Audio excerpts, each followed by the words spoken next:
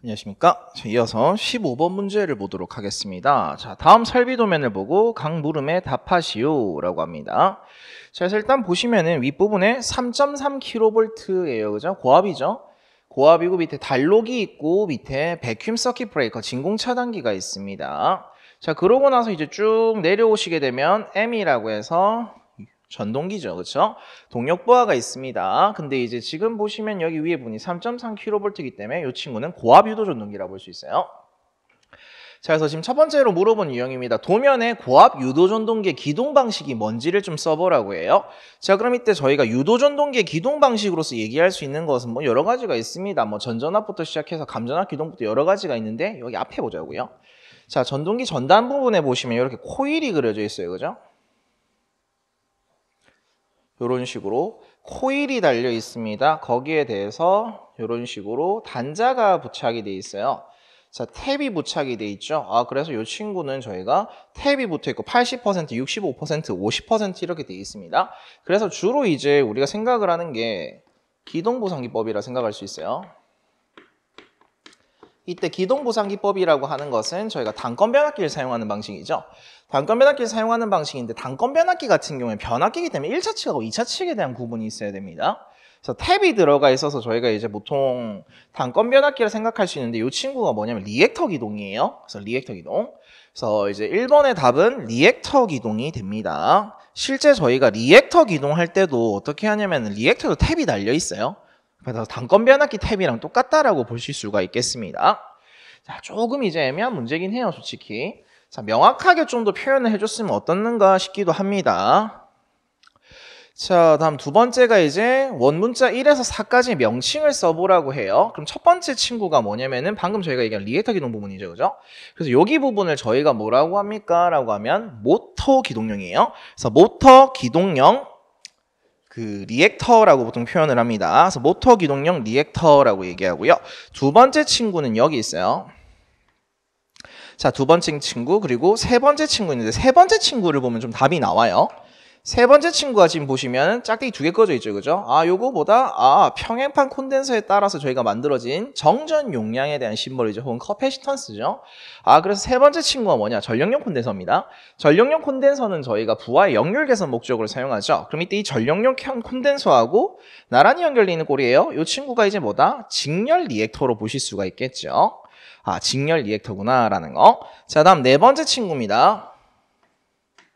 진공 차단기 후단에서부터 이제 연결이 돼서 나오는 건데 이 친구 지금 보시면 심볼이 우리 수변전에서 보던 심볼이죠, 그죠?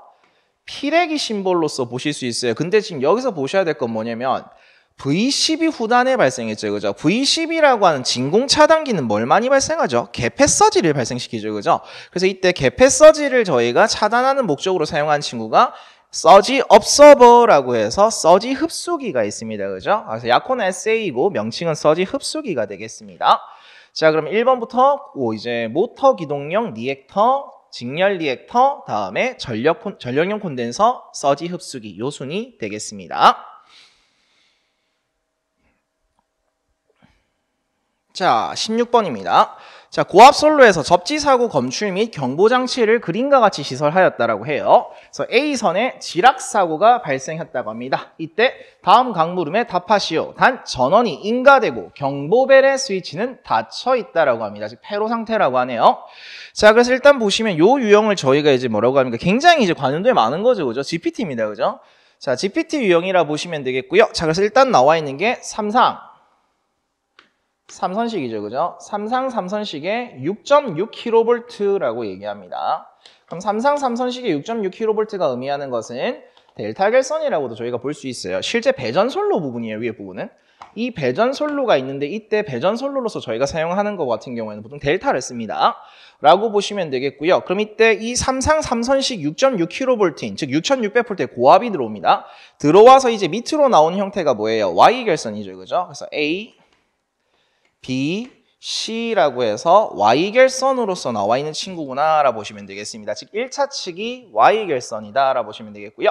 자, 그 다음에 2차 측입니다. 여기 밑에 부분이 이제 2차 측이고 보통 오픈 델타형이라고 저희가 얘기를 합니다. 자, 알아보시면 되겠습니다. 자, 그림이 이렇게 나와 있는데 조금 저희가 편하게 보기 위해서 그림을 제가 좀 잘랐습니다. 반으로 쪼개가지고 좀 크게 보려고 제가 바꿨어요. 자, 이런 식으로 바꿨다라고 보시면 되겠습니다. 자, 그럼 일단 문제부터 좀 보도록 하겠습니다. 첫 번째 문제가 1차 측 A선의 대지전압이 0V인 경우 B선 및 C선의 대지전압이 각각 몇 V인지를 물어봤어요. 자, 그럼 먼저 보셔야 될 거는 저희 지금 뭐 발생했다 했죠?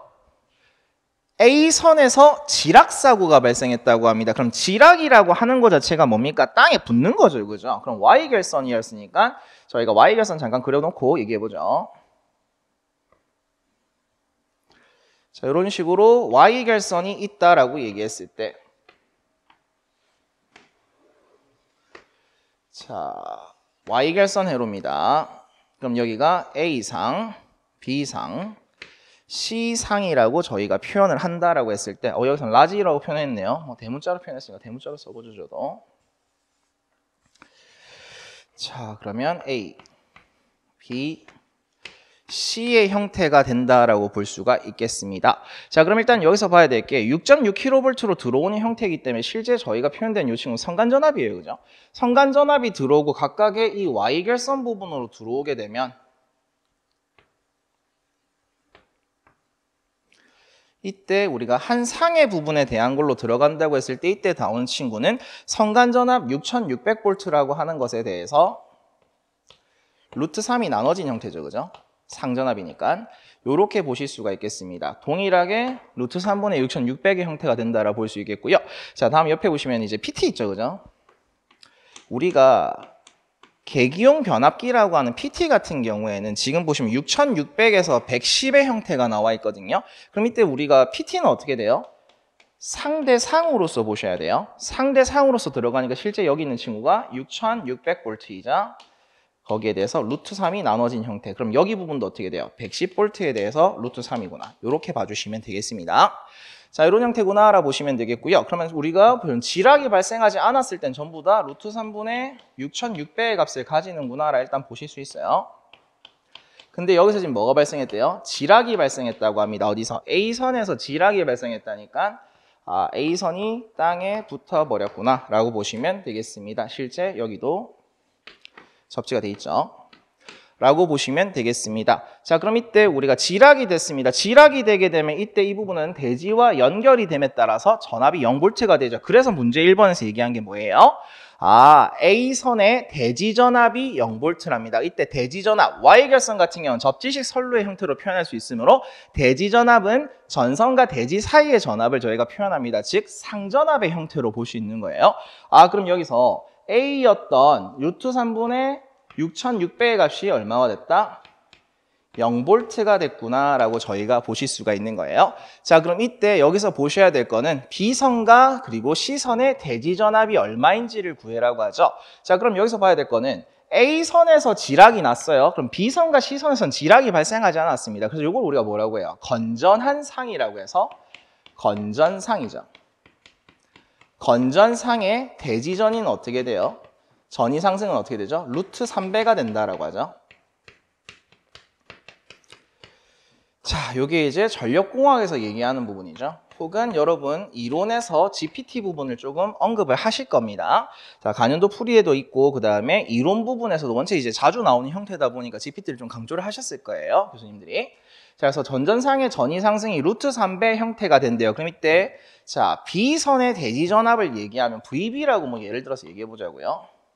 자, VB라고 한 놈은 어떻게 돼요? 라면은 자, 일단은 상전압이었죠. 루트 3분의 6600이라는 놈이 있었는데 거기에서 건전상의 대지전위 상승 루트 3배에 해당하는 형태가 됩니다. 자, 그렇게 해서 어떻게 돼요? 그렇구나. 그렇게 해서 나오는 전압은 6600V가 됩니다. C상도 똑같죠, 그죠? 건전상의 대지전위 상승이기 때문에. 자, 그럼 B선의 대지전압과 C선의 대지전압은 수식은 동일합니다. 루트 3분의 6600에 루트 3이 곱해져서 6600V가 답이 된다 라고 봐주시면 되겠습니다. 자, 두 번째. 2차 측 전구 A의 전압이 0V인 경우 B와 C의 전구의 전압, 그 다음에 전압계 V의 지시전압, 그리고 경보벨 B에 걸리는 전압은 각각 몇 볼트인지를 구해라고 합니다. 자, 그럼 여기서 보셔야 될 건 뭐냐면은 지금 A선이 지락이 돼서 전압이 0V가 됐잖아요. 여기 부분이 어딘데요? 1차 측이잖아요. 그죠? 여기가 지금 전위가 0V가 됐거든요. 0V가 됐으니까 이때 변압이 되잖아요. 그죠? 전압이 변성이 되는데 그럼 여기 부분에 대해서도 얼마가 돼요? 얘도 0이 되겠죠. 그죠? 0V가 된다라고 보실 수가 있겠습니다. 자, 그럼 이때 이 친구도 동일하게 저희가 표현을 하면은 어떤 식으로 얘기를 할 수 있어요? 라고 하면 이 친구들 같은 경우에는 자, B전구하고 C전구의 전압을 얘기했을 때 어떻게 얘기할 수 있냐? 똑같이 건전상의 대지전위 상승입니다. 전위 상승 루트 3배 된다라는 거 볼 수 있어요. 그럼 B전구의 전압 같은 경우엔 저희가 어떻게 표현할 수 있습니까? 라면은 자, 저기서 우리가 상대상으로서 변압이 된다 했죠. 그럼 루트 3분의 110이라고 하는 형태에 대해서 루트 3을 곱한 형태구나 라고 보실 수가 있어요. 자, 이런 형태가 됨에 따라서 얘도 약분 처리돼서 얼마 된다? 110V 되죠. 실제로 모두 같다. 여기 있는 C전구의 전압도 동일합니다. 수식 동일하게 저희가 적용할 수 있구나라고 보시면 되겠습니다. 실제로 그래서 이제 이 친구를 저희가 어떤 식으로 표현을 할 수 있습니까? 라고 하면은 이 친구는 자, 그림을 좀 그리면서 얘기를 해볼게요.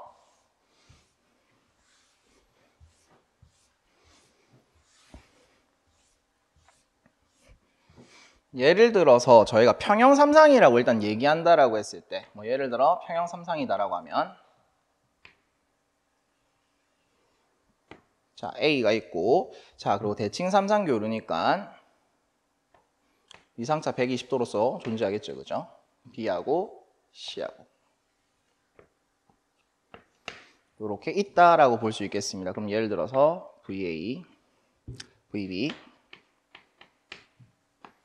VC라고 하는데 이때 우리가 대칭삼상 교류 같은 경우에는 어떻게 돼요? 각상 간의 위상차가 120도의 형태를 가지죠. 그죠?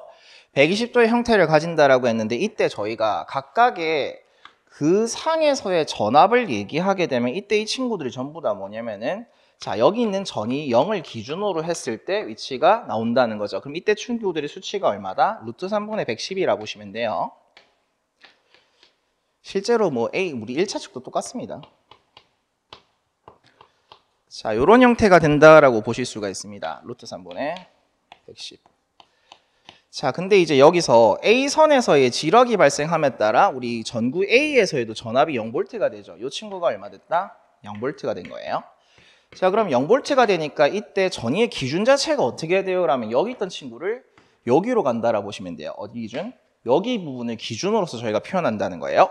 자, 그럼 이때 우리가 B전구에 대한 전압을 표현한다면 어떤 꼴이 돼요? 라면 여기서 여기로 가죠. 그렇죠? 그럼 이때 친구는 요 값을 가진다라고 보실 수가 있어요. 자, 그렇습니다. 이런 형태가 된다라는 거고요. 그럼 여기서 이제 봐야 될 거는 요 놈하고 같죠. 그죠? 같은 형태의 위치를 갖고 있기 때문에 이등변 삼각형의 형태가 만들어집니다. 삼각형의 세 변의 각도의 합은 180도이기 때문에 이때 여기 부분이 몇 도? 30도. 여기서 30도가 되겠죠? 이렇게 표현할 수 있습니다. 그래서 저희가 이등변 삼각형을 반으로 쪼개면 직각삼각형 두 개가 만들어지죠. 직각삼각형 두 개가 만들어서 이때 전구 B의 전압이라고 하는 것 자체는 노란색으로 표현한 이 친구입니다. 그럼 이때 이 친구는 어떻게 표현할 수 있냐? 기존의 VB라고 하는 놈에 대해서 어떤 형태? 삼각함수 코사인의 관계를 갖게 된다는 거죠. 아, 그래서 이때 B전구의 전압이라고 하는 것은 루트 3분의 110이라고 하는 친구에 대해서 코사인 30도가 들어갑니다. 코사인 30도가 되는데 여기서 코사인 30까지 하면 어디까지예요? 여기까지예요. 여기 부분이 코사인 30인데 하나가 더 있죠. 그래서 이 코사인 30의 형태가 된다라고 보시면 되겠습니다. 자, 그럼 이 코사인 30이 되니까 코사인 30도는요 2분의 루트 3의 형태예요. 그럼 이 코사인 30은 그냥 루트 3이 되죠. 그래서 어떻게 된다? 여기 다 날라가요. 그래서 나오는 게 110V죠. 이렇게 저희가 볼 수 있다라고 보시면 되겠습니다. 그래서 이제 건전상 전위 상승에서 루트 3배다 뭐 이런 식으로 얘기할 수 있겠죠. 그죠? 110V 되고요. 그럼 C의 전압도 마찬가지겠죠. 이 친구도 어떻게 돼요? 전위를 여기로 기준 잡으니까 이런 형태가 되겠죠. 그죠? 얘도 똑같은 수식이 나와서 루트 3이 곱해져서 110V가 된다라고 볼 수 있습니다. 자, 다음. 자, 전압계 V의 지시 전압이랑 경보벨 B에 걸리는 전압이라고 하는데 실제 전압계 V의 지시값이랑 경보벨에 걸리는 전압이랑 똑같아요. 왜 그러냐 보면은 실제 여기서 보셨을 때 여기 전이 0V고 오픈 델타 형태이기 때문에 여기에 전이에다가 그래서 실질적으로 이 전압계하고 어떻게 돼요? 직렬 형태거든요. 이런 식으로. 나란히 연결되는 꼴이다라고 저희가 보실 수 있습니다. 그러고 나서 이때 여기 있는 전압계하고 경보벨하고 어떤 관계? 병렬 형태잖아요. 그죠? 그렇기 때문에 전압이 같다라고 볼 수 있어요. 그럼 이때는 저희가 어떻게 하냐? 여기 있는 세 개의 전압을 그냥 더해주면 된다라고 보시면 돼요. 세 개의 전압을 더해주는 형태가 되니까 어떻게 되냐? 어차피 A 정구에 대한 전위는 0이기 때문에 B하고 C에 대한 친구의 합으로 표현할 수 있어요. 그럼 이때 B에 걸리는 전압 자체가 지금 뭔데요? 여기 부분이잖아요. 그죠? C에 대한 친구는 요 친구죠. 색깔을 조금 바꾸겠습니다. 파란색으로 쓰죠, 이거를.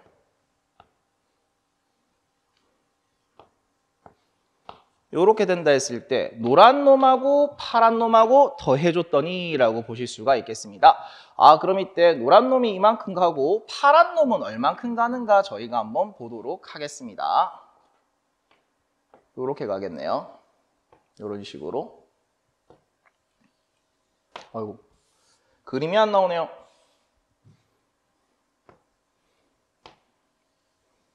요런 형태가 될 거예요. 자, 그러면 노란 거하고 파란 거하고 더했을 때 이때 전체 합으로 나오는 걸 빨간 걸로 표현하면 C 땅에서 출발했던 지점에서 요런 값이 만들어질 거예요. 요런 값이 만들어집니다. 그럼 여기서 이제 보셔야 될 게 실질적으로 여기 있는 친구랑 여기 있는 친구랑 이제 크기가 똑같거든요. 또 크기가 똑같다라고 보실 수가 있겠습니다. 자, 그러면 여기서 또 이제 저희가 얘기할 수 있는 거 요거 반으로 쪼개면 자, 반으로 쪼개면 이등변 삼각형의 형태가 된다라고 볼 수 있죠. 직각삼각형이죠. 죄송해요. 직각삼각형 두 개가 만들어지는구나 라고 보실 수가 있겠습니다. 자, 그리고 여기서 보셔야 될 게 여기 각도가 지금 30도잖아요. 그죠? 그럼 여기도 몇 도? 30도죠. 자, 그럼 여기 있는 친구도 저희가 크기를 얘기했을 때 이 빨간색 놈에 대해서 얘기하면은 자, 우리가 얘기했던 B 전구하고 C 전구에 걸리는 전압에 대해서 동일하게 코사인의 30도의 형태가 될 거예요. 근데 왜 총 몇 개 있어요? 2개 있다는 거. 그렇기 때문에 실제 우리가 얘기하는 전압계 V의 지시 전압이랑 경보벨 B에 걸리는 전압은요. 110이라고 언급했던 이 부분 있죠. 이 친구에 대해서 또 이 코사인 30이 된다라고 보실 수가 있습니다. 이 코사인 30도의 형태가 된다라고 보시면 되겠고요. 자, 그렇게 해서 나오는 형태는 110의 루트 3이 됩니다. 110의 루트 3V 뭐 요렇게만 써주셔도 되고 실제 110의 루트 3을 저희가 계산을 하시면 약 190.53인가 나올 거예요. 예, 190.53V가 된다라는 거.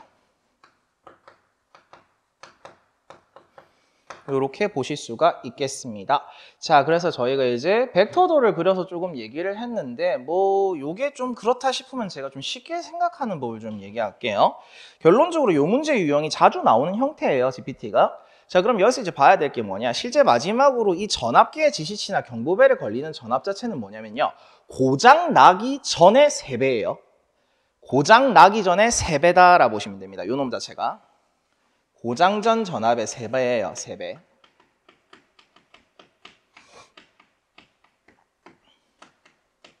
잘 보세요. 고장 전에 루트 3분의 110이었잖아요. 그죠?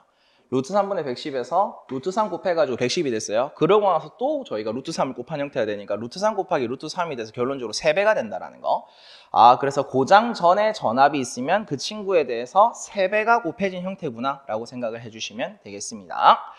자, GPT 유형이었고요. 2020년도에 나오고 다시 이제 이번 회차에도 언급이 됐던 유형이 되겠습니다. 자, 다음 문제 보도록 하겠습니다. 17번. 자, 그림과 같이 높이 5m의 점에 있는 백열 전등에서 광도 12,500 칸델라의 빛이 수평거리 7.5m의 점에 피해 주어지고 있습니다. 다음 물음에 답하시오라고 얘기하는데 자, 이 형태의 문제도 관연도에 있어요. 기출이 된 적은 있는데 조금 달라요. 수치는 똑같이 줬는데 그때 당시 나왔던 문제의 유형은 뭐냐면 표를 줬어요. 그래서 이 표를 이용해서 푸는 형태였고 그때 당시 표가 자, 우리가 뭐 H분의 W의 값을 가지고 여기 나와 있죠. h분의 w의 값을 가지고 코사인 세제곱 세타하고 코사인 제곱 세타의 사인 세타의 형태를 찾는 유형에 있었어요. 그래서 수평면 조도라고 수직면 조도를 구하는 형태가 있었습니다. 근데 지금 문제는 그 표가 없어요. 그냥 구하시면 됩니다. 자, 그럼 여기서 저희가 이제 구하고자 하는 게 수평면 조도하고 수직면 조도예요. 그럼 수평면 조도라고 얘기하는 것은 광원에 대하여 수평인 곳으로 향하는 조도입니다. 수평인 곳으로 향하는 조도. 요 노마가 수평면 조도죠. 호라이존탈. 그리고 수직면 조도는요. 광원에 대해서 수직된 방향으로 향하는 조도예요. 그래서 실제 우리가 벽면의 조도로서도 뭐 표현하고요. 뭐 기둥의 조도로서도 표현한다라고 보시면 되겠습니다. 자, 그래서 이때 나왔던 형태를 저희가 얘기했을 때 수평면 조도. 이 H라고 하는 것은 자, 거리 역제곱의 법칙에 따르는 법선 조도가 있죠. 이때 법선 조도는 거리의 제곱에 반비례하고 광도에 비례하며 거기에다가 코사인의 각을 곱한 형태로서 저희가 표현합니다. 자, 그 다음에 수직면 조도라고 하는 것은 이 V, 벌티칼을 쓰고요. 이 친구도 거리 역제곱의 법칙에 따른 법선 조도에 대해서 사인의 각을 곱해주는 형태로서 저희가 표현을 할 수가 있습니다. 자, 그럼 여기서 보시면은 광원에서부터 P점까지에 대한 거리가 있고요. 이때 이 거리라는 것을 R이라고 표현합니다.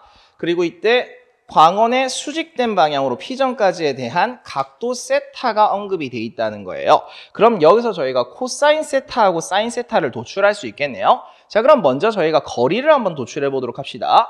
거리라고 하는 것은 R이죠. 피타고라스의 정리에 따라 높이하고 수직된 방향에 대한 벡터합이 돼요. 그러면 루트의 5의 제곱 더하기 7.5의 제곱이라는 형태로서 저희가 R의 값을 구할 수가 있을 거예요. 자, 근데 여기서는 R 제곱의 값이니까 어떻게 돼요? 5의 제곱에다가 7.5의 제곱을 더해준 형태에 대하여 전체 루트를 씌우면 R인데 거기서 제곱이 한 번 더 취해지니까 제곱하고 루트가 없어지죠, 그죠? 없어져서 그냥 그대로 넣어주시면 됩니다. 요 값에 대하여 광도 12,500 칸델라를 넣어주시면 되겠고요. 여기에다가 코사인의 각을 넣어줍니다. 코사인 각 넣을 땐 또 이렇게 넣어주셔야겠죠, 그죠? 자, 루트의 5의 제곱 더하기 7.5의 제곱의 형태로서 표현할 수 있겠고, 이때 코사인의 각이니까 자, 우리가 빗변에 대한 밑변의 비가 되죠. 그래서 5의 값을 가지게 된다라는 거.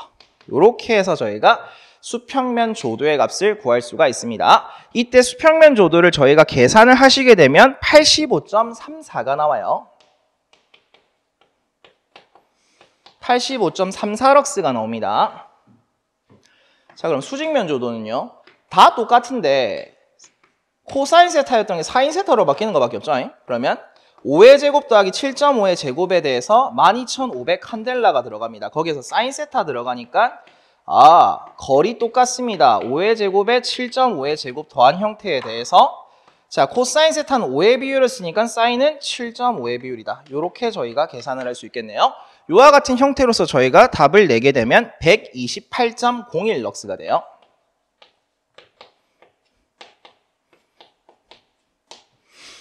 (128.01) 럭스가 된다라고 보시면 되겠습니다. 자, 4번 4점짜리 문제네요. 자, 마지막 문제. 자, 단상 3선식 110에 220V를 채용하고 있는 어떤 건물이 있어요. 변압기가 설치된 수전실로부터 100m 되는 곳에 부하 직계표와 같은 분전반을 시설하고자 합니다. 다음 표를 이용하여 전압 변동률 2% 이하, 전압 강하율 2% 이하가 되도록 다음 사항을 구하시오라고 합니다. 자, 그래서 후광전선관 공사를 쓴답니다. 후광전선관은 금속관이죠. 그 다음에 세 선 모두 같은 선을 사용한다. 다음에 부하의 수용률 100%이고, 그 다음에 후광전선관의 전선의 점유율은 48% 이내를 유지한다라고 되어 있습니다. 그럼 여기서 이제 보셔야 될 게 뭐냐면 우리가 이제 앞으로 이제 여러 가지 친구들을 구할 건데 표를 이용해라고 하죠. 표를 이용해라고 합니다. 자, 이 유형은 저희가 이제 테이블 스펙 유형으로 볼 수 있겠고요. 테이블 스펙 같은 경우에는 표에 있는 내용을 가지고 얘기하는 거죠. 자, 알아보시면 되겠습니다. 자, 한번 구경해 봅시다. 뭔 표가 있는지 좀 보면서 얘기할게요. 첫 번째, 전선의 허용전류표라고 해서 단면적에 따른 허용전류와 전선 간 3본 이하 수용시 그리고 피복을 포함한 단면적이 나와 있습니다. 여기서 얘기하는 가장 좌측의 단면적은 도체 단면적이고요. 자, 그 다음에 피복을 포함했다니까 피복 및 절연물을 포함한 전체 단면적을 얘기하는 형태구나라 보실 수 있습니다. 근데 저 이거 욕해도 됩니까? 언제적 거예요? 언제적 단면적이냐는 겁니다, 이게. 그렇죠. 여러분께서 알고 계시는 공칭 단면적에 5.5는 없으시죠? 6스퀘어가 있으시죠? 자, 그리고 14스퀘어는 없을 거고요. 10스퀘어하고 16스퀘어가 있으실 겁니다. 그렇습니다. 굉장히. 그렇죠. 옛날에 있던 거거든요, 이거. 옛날에 단면적인데 요거를 갖고 와 있다라고 보시면 되겠습니다. 예, 그렇죠. 제가 함부로 욕하면 안 되겠죠, 그래도. 그냥 저희는 어떻게 한다? 표에 있는 거 가지고 푸시면 된다라고 보시면 되겠습니다. 표를 이용해라 했으니까 저희는 어떻게 해요? 표를 이용해야겠죠, 그죠? 자, 넘어갑시다. 그 다음에 있는 게 부하집계표입니다. 자, 그래서 실제 우리가 자, 어떤 건물이 있는데 이 건물에 이제 사용되는 회로 번호 총 8가지가 있습니다. 그래서 전등부하, 콘센트부하, 펜코일부하 이렇게 나눠지고 이때 각각의 부하에 대한 총 부하값이 피상전력이죠. 볼트암페어로서 나와 있다라고 보시면 됩니다. 자, 그러고 나서 부하 분담에 대한 비가 나와 있는데 저희가 단상 3선식이 의미하는 거. 단상 3선식이 의미하는 건 뭐죠? 선이 3개인데 이때 A선과 B선이 있고 여기에다가 중성선을 저희가 쓰는 거죠. 중성선, 뉴트럴 요 놈이 되겠습니다. 그럼 여기서 이제 봐야 될 게 A선과 중성선에 연결되는 친구가 현재 지금 문제에서 주어진 전압의 값이 110에 220V를 쓴다라고 하니까 이때 우리가 중성선과 A선 사이에 있는 전압은 110V겠죠. 그 다음에 중성선과 B선 사이에 연결되는 친구도 110V일 거예요. 그 다음 마지막으로 A선과 B선 상호 간에 연결된 경우에는 이때 전압이 얼마다? 220V란 얘기죠. 라고 보시면 되겠습니다. 자, 그래서 지금 회로 번호에 따라서 부하들이 있는데 이 부하에 따라서 부하 분담이 나와 있죠. 자, 어떻게 돼 있어요? A선하고 B선에 대한 부하 분담이 나와 있는데 자, 전등부하입니다. 회로 번호 1번과 2번 각각 2400V하고 1400V를 사용하는데 이 친구 같은 경우는 지금 어떻게 돼 있어요? 1번 부하 같은 경우에는 A선이 1200V, B선이 1200V. 자, 이번 회로도 700V씩 분담을 하고 있다는 거예요. 뭔 소리예요? A, B 둘 다 부담한다는 소리 아닙니까? 즉 220 쓴다는 소리죠. 그죠? 그럼 나머지 애들은요. 3번 콘센트하고 4번 콘센트에 해당하는 경우는 A선만 부담하죠. 그럼 이건 뭐예요? A하고 중성선이 연결된 거.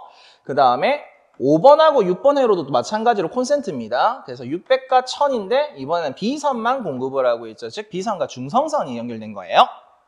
자, 다음에 7번은 이제 펜코일로서 A선만 연결된 거, 그리고 8번도 700 펜코일로서 B선만 연결된 거죠. 자, 그렇습니다. 즉 회로 번호 1번과 2번만 220V를 사용해서 A, B 모두 다 부담하는 형태고요. 나머지는 A선만 혹은 B선만 부담하는 형태다라는 걸로 봐주시면 되겠습니다.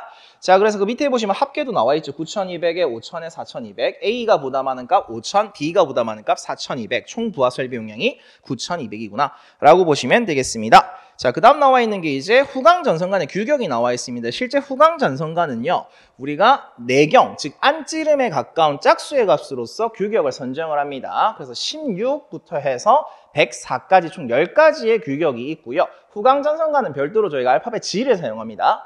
자, 그래서 호칭이 이렇게 나와 있으니까 저희는 규격 선정하는구나 라고 보시면 되겠습니다. 그래서 총 3가지를 물어봤어요.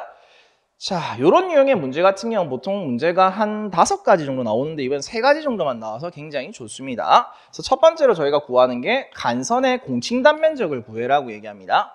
자, 그럼 광선의 공칭 단면적을 구하는데 저희 문제에서 주어졌던 내용이 뭐냐면은 세 선을 모두 같은 선을 사용한다고 하죠. 세 선 모두 같은 선을 쓰기 때문에 실제 A선, B선, 그리고 중성선이 있습니다.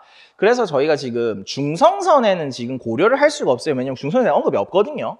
그래서 이제 어떻게 하냐? A선과 B선 중에 큰 전류가 흐르는 선을 기준으로 잡을 거예요. 그래서 A선과 B선 중 큰 값의 전류가 흐르는 선을 기준으로 저희가 할 거다라고 보면 돼요. 큰 값의 전류. 즉 전류가 큰 거죠. 흐르는 선을 기준으로 할 거다라는 거. 왜요? 얘가 제일 큰 값이 흐른다는 건 그만큼 그 전선 굵기가 두꺼워야 된다는 소리거든요. 그죠? 그래서 동일 굵기로, 동일한 규격을 사용하기 위해서 이제 우리가 가장 큰 전류값을 기준으로 할 거라는 거예요. 그래서 이때 A선에 흐르는 전류 먼저 구해보도록 합시다. 자, 그래서 A선에 흐르는 전류를 구했을 때 저희가 일단 부하집계표를 보면서 얘기를 할 수 있어요. 그래서 부하집계표를 보시면은 자 A선의 부하 분담을 보시면 쭉 밑에 내려가시면 5000V가 있어요. 그죠? 이 친구 그냥 바로 쓰시면 됩니다. 그럼 5000V란 친구에 대해서 전류 구해야 되니까 이때 전압을 쓰는데 110V를 써주시면 돼요. 자, 그럼 110분의 5000의 형태가 돼서 나오는 수치가 45.45A가 돼요. 아니 회로 번호 1번하고 2번은 A, B 둘 다 쓰는 거잖아요. 근데 왜 그냥 110으로 계산해요? 라고 하면 이유는 요겁니다. A선하고 B선하고 분담하는 비율이 동일하거든요. 똑같이 분담합니다. 즉 뭐냐? 이때는 A, B가 모두 다 부담하는 1번 회로 같은 경우에는 1210 부담하니까 2400V예요. 그럼 이때 전압은 220V입니다. 220V니까 실제 이거 그대로 쓰면은 본수식대로 쓰게 되면 어떻게 되냐면은 110을 사용할 때는 A선만 부담할 때니까 1000, 1400, 700의 합으로서 표현할 수 있어요. 그럼 3100이 되죠. 3100이라는 형태에 대해서 220을 쓸 때, 즉 AB가 모두 부담할 때는 어떤 값이에요 하면 회로 번호 1번과 2번이기 때문에 총 합을 구해줍니다. 1200 더하기 1200, 2400에다가 700 더하기 700, 자 1400이 되죠. 그죠? 그럼 3800의 형태가 된다는 거요. 2800이죠. 잠깐만요. 2400에다가 1400이 되니까 3800 맞네요. 3800의 값을 가진다. 이렇게 보실 수가 있는 겁니다. 그럼 실제로 어차피 회로 번호 1하고 2는요. A선, B선 모두 다 균일하게 부담하기 때문에 이거 반반씩 나눠서 해도 되잖아요. 반반씩 나누면 어떻게 돼요? 110분의 1900이 되거든요. 그러면 1900이랑 3100이랑 어차피 똑같잖아요. 그죠? 110이란 분모값 갖고 있고 3100에다 1900 더하면 5000 되죠. 결국 이거예요. 결국 요 친구가 되기 때문에 우리가 얘기한 수식 요걸로 계산을 할 수 있다라는 거예요. 왜요? 부하 분담비가 똑같기 때문에. 자, 요렇게 보시면 되겠고요. 그럼 B선에 흐르는 전류는요. 내나 똑같이 이제 110V입니다. 110V에 대해서 방금 얘기한 것처럼 그냥 바로 쓰면 돼요. 4200V를 넣어주면 돼요. 그럼 4200V를 넣어주면 이때 B선에 흐르는 전류는 38.18A가 됩니다. 38.18A 되니까 두 중에 어떤 값? 큰 값을 선정한다 했죠. 우리는 45.45A 기준으로 할 거예요. 자, 그럼 여기서 이제 간선의 단면적을 구하기 위해서 전선의 단면적 수식을 한번 써보도록 합시다. A는 1000, 단상 3선식이니까 우리는 17.8에 LI라는 형태의 식을 쓸 수가 있겠네요. 자, 그럼 여기서 이제 계산을 합니다. 분자부터 써보죠. 17.8에다가 자 지금 길이가 100m죠. 100m에 이때 전류의 값은 큰 값으로서 45.45A를 넣어줄 겁니다. 사부작. 자 그러고 나서 이제 1002라는 곱수로 이제 넣어줘야 되는데 지금 문제에서 전압 강화를 안 줬습니다. 그죠? 전압 강화 안 주고 전압 강하율을 줬거든요. 자, 여러분께서 이제 별도로 이제 이론 시간에 배우실 때 전압 강하율을 보통 입실론으로 얘기할 거예요. 입실론으로 얘기하는데 우리가 일단 봐야 되는 게 전압 강화라고 하는 놈 자체가 뭐 기준이다? 대지전압 기준이거든요. 대지전압을 기준으로서 저희가 표현하는 꼴이기 때문에 어떤 식으로 얘기할 수 있냐? 단상 3선식 같은 경우에는 중성선을 사용하는 형태이기 때문에 이때 대지전압은 대지와 전선 사이 전압으로서 중성선과 전압선 사이 전압이라서 110 기준으로 합니다. 그래서 110V라고 하는 놈에 대해서 2%를 곱해주시면 되죠. 0.0이에요. 이렇게 해서 저희가 계산을 해주시면 됩니다. 이때 계산해서 나오는 값은 얼마가 돼요? 라고 했을 때 36.77의 값이 나온답니다. 근데 우리가 원하는 것은 단면적의 값을 구해야 되니까요. 정확하게는 공칭 단면적을 선정하는 형태이기 때문에 앞서 봤던 부분 자 전선의 허용전류표에 보시면 단면적이 나와 있죠. 그래서 우리는 이때 38을 선정하도록 합시다.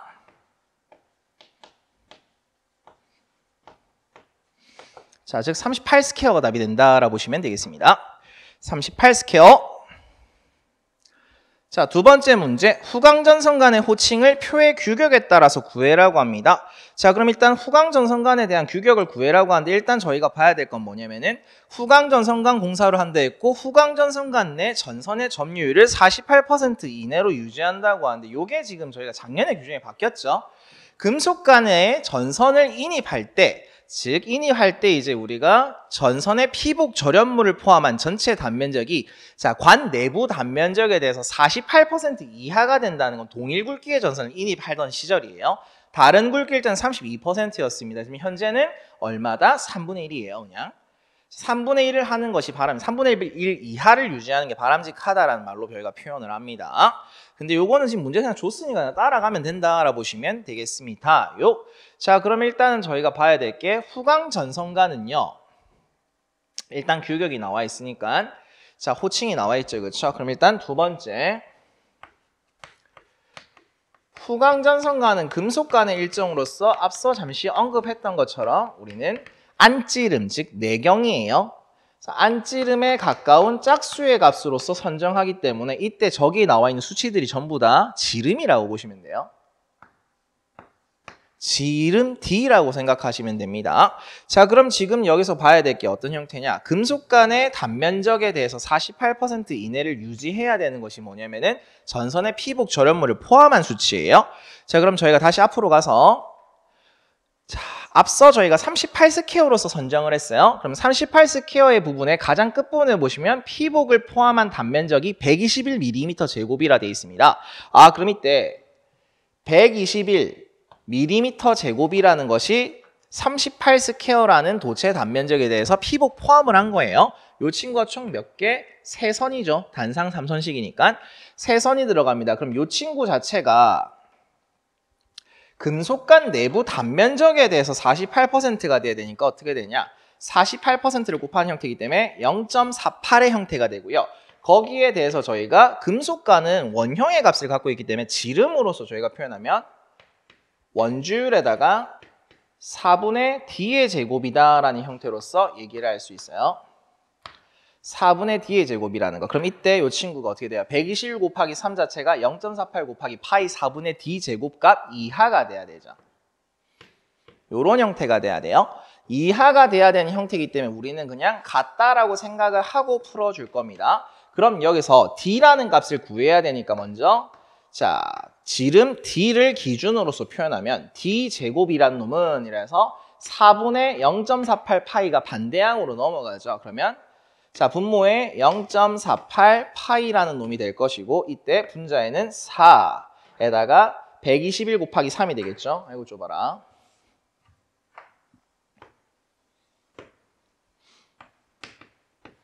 (0.48) 파이분의 4에다가 121 곱하기 3의 형태가 된다. 요런 꼴이 될 거고 여기서 우리가 원하는 건 D제곱이 아니라 지름의 값을 원하기 때문에 제곱을 없애기 위해서 루트를 씌워준다라고 보시면 되겠습니다. 자, 이렇게 해서 저희가 계산을 합니다. 그러면 0.48에다가 원주율은 뭐 3.14라 계산하셔도 되고 파이로 계산하셔도 되고 자, 거기에 대해서 4 곱하기 9죠. 굳이 제가 이렇게 쓸 필요가 없죠. 그죠? 이렇게 바로 계산하면 되네요. 자, 이렇게 해서 사부작거려서 계산을 하십니다. 이때 계산 결과값이 얼마가 나옵니까? 라고 얘기를 했을 때 이때 나오는 값은 31.03이 된다고 합니다. 31.03이고 이때 나오는 수치는 밀리미터가 돼요. 자, 그럼 저희는 후광전선 간의 규격에 따라서 저희가 보게 되면 호칭을 좀 보도록 하자고요. 자, 그러면 이때 이 친구는 16, 22, 28보다 크니까 36을 선정해 줘야겠네요. 답을 쓰실 때는 G36이라고 써주시면 돼요. 뭐 단위 안 쓰셔도 돼요. 왜냐하면 그냥 호칭 자체를 표의 규격에 따라 구해라고 하니까 저 규격 36을 써주면 돼요. G36이라는 거. 자, 마지막 세 번째입니다. 설비 불표형률을 구해라고 합니다. 자, 그럼 설비 불표형률은 단상 3선식의 경우에는요. 분모의 값에 해당하는 건 총 부하 설비 용량에 대해서 2분의 1을 곱해줍니다. 자, 그리고 분자값이 뭡니까? 중성선과 전압선 사이에 연결되는 부하의 최대와 최소의 차로서 저희가 표현을 한다라는 거예요. 자, 그럼 부하 직계표를 보고 저희가 얘기했을 때 마지막 설비 불평률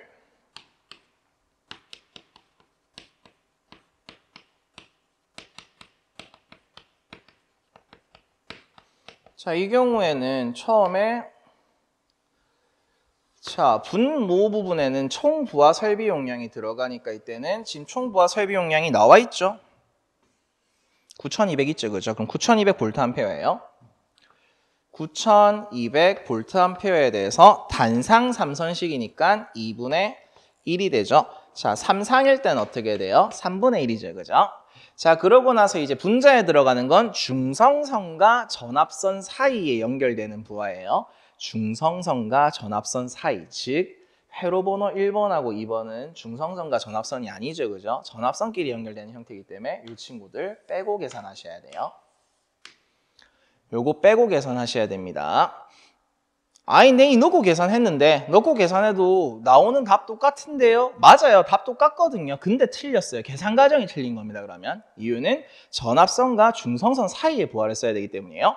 자, 그럼 일단 A 부하 봅시다. A선만 부담하는 경우 봤을 때 여기죠.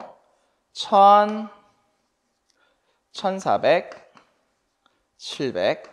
자, 그럼 총 합을 구하게 되면 3100이죠.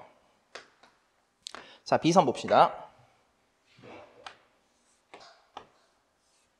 B선의 값 경우에는 600, 1000, 700.